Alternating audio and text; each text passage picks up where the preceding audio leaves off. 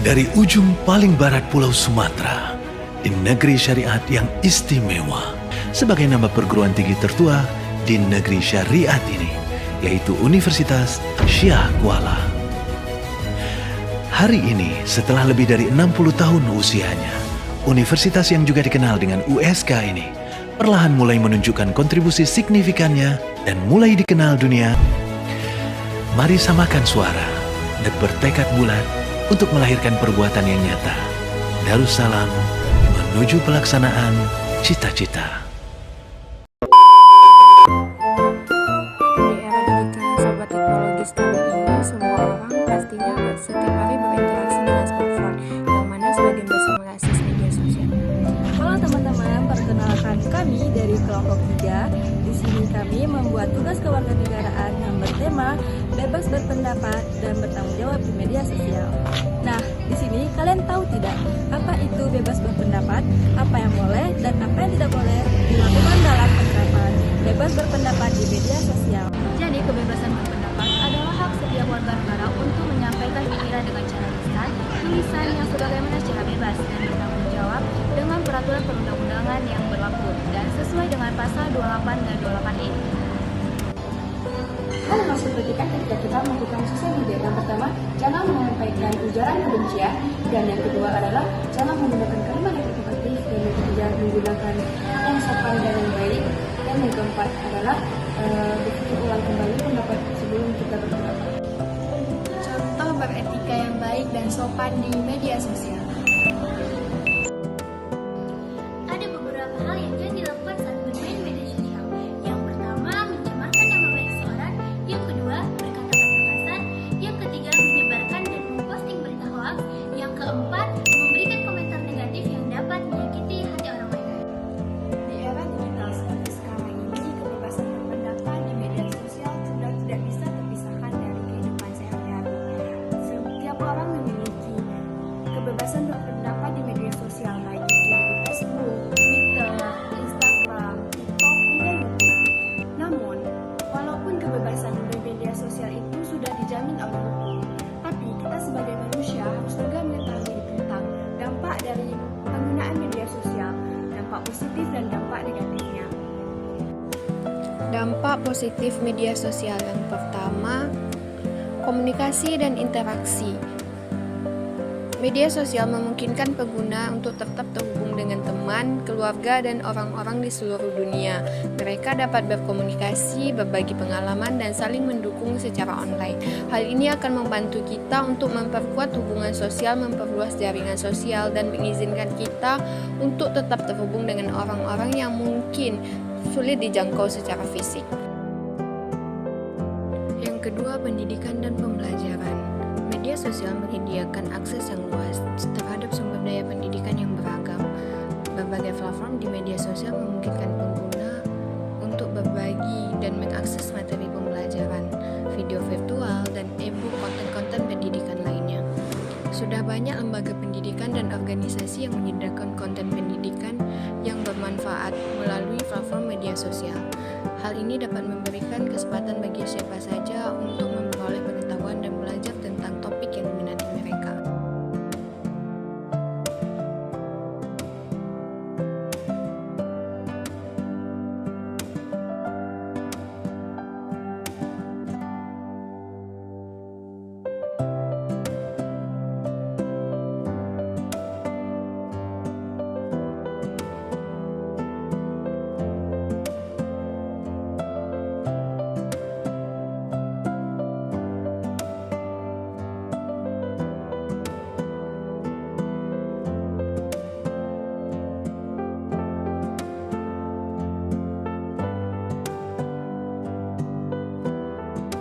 Ada juga beberapa dampak negatif media sosial.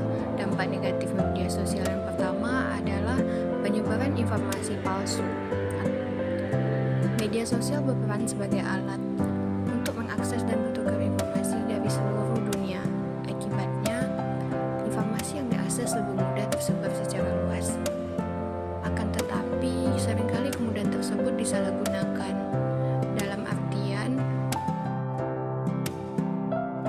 berbagai tempat untuk penyebaran informasi palsu atau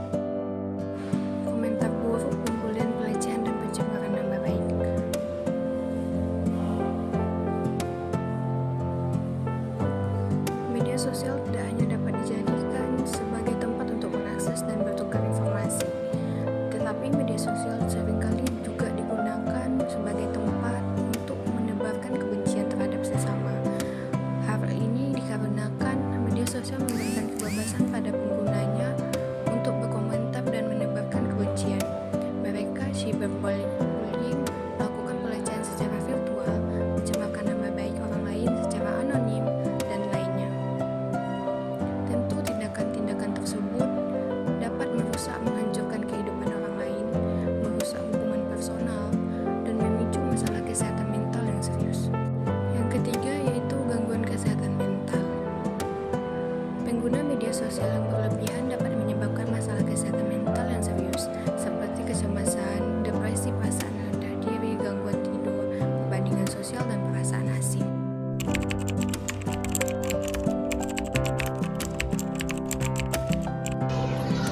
Disinilah nilai-nilai yang terkandung dalam Pancasila yang sangat relevan. Pancasila sebagai dasar negara Indonesia yang tidak hanya mencerminkan tentang tujuan dan cita-cita bangsa, tetapi juga menjadi pedoman dalam berinteraksi di dunia maya. Mari kita lihat bagaimana berinteraksi di dunia maya secara bebas sesuai dengan nilai-nilai Pancasila. 1. Ketuhanan Yang Maha Esa. Sebagai negara yang mengakui berbagai macam keberadaan agama dan keyakinan yang ada di Indonesia, dalam bermain media sosial, kita juga harus melibatkan agama, terutama dalam kebebasan berpendapat, yang dimana kita harus menghormati, mengasihi, dan menyayangi sesama agama, tidak menyebarkan kebencian, ketudingan, dan juga memberikan berita hoaks yang mengakibatkan peretakan sesama agama. Dalam konteks ini, bebas berpendapat tentang agama di media sosial bukan berarti bebas membenci dan memberikan berita hoaks. Yang kedua, kemanusiaan yang adil dan beradab.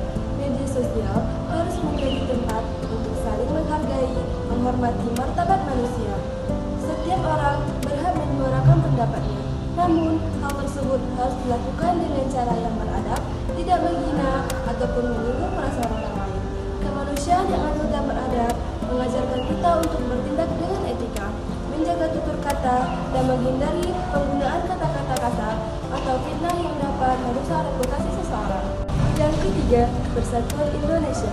Kebebasan berpendapat di media sosial harus dijalankan dengan kesadaran bahwa kita adalah bagian dari bangsa yang majemuk, terdiri dari berbagai suku, agama, ras, dan golongan.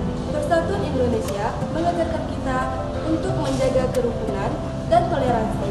Meskipun kita berbeda pandangan, kita harus saling menghormati pendapat orang lain dan menghindari provokasi yang bisa memecah belah persatuan bangsa.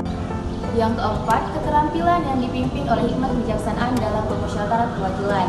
Di media sosial, kebebasan berpendapat sebaiknya digunakan untuk tujuan yang positif, seperti berbagi informasi yang bermanfaat, berdiskusi dengan kepala dingin, dan menyelesaikan perbedaan dengan cara musyawarah. Nilai kerakyatannya mengikatkan kita bahwa setiap suara memiliki arti dan kita harus mengedepankan kebijaksanaan serta musyawarah dalam menyampaikan pendapat di ruang publik. Adapun yang kelima, keadilan sosial bagi seluruh rakyat Indonesia. Kebebasan berpendapat di media sosial juga harus memperhatikan media sosial. Ini berarti setiap orang tanpa terkecuali memiliki hak untuk berbicara dan didengar suaranya. Namun, kebebasan ini harus digunakan dengan baik untuk tidak menyinggung atau merugikan kelompok tertentu. Dalam praktiknya, ini berarti kita harus berkomitmen untuk menciptakan ruang media sosial yang adil dan inklusif, di mana semua orang dapat mengemukakan pendapat tanpa diskriminasi atau intimidasi.